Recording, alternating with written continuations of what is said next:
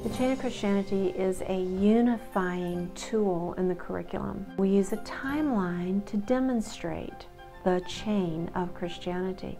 From creation, when God created the world, we can see the providential hand of God as a chain coming across history, God orchestrating His purpose through men and nations.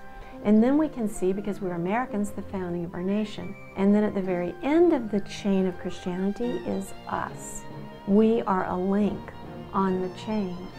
As we're studying men and nations, we are learning, and students are learning today, that God has a providential moment for them for such a time as this. We have timelines in every class, and they can see, and oh, there's a meaning, there's a purpose, and I have a destiny, and they start walking toward that destiny.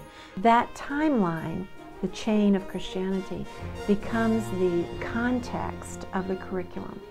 Whether we're teaching math or literature or history or Bible or science, we can point to the chain and show on the timeline when this subject was revealed to man. It creates a whole structure of knowledge. At the front of my classroom is a timeline, and so my timeline follows like the history of Spanish, like when was the Bible first printed in Spanish, when did the Spanish people colonize the Americas, and so they understand that the reason that Spanish is even here is because of the gospel. They kind of understand their place in history and why we're learning what we're learning.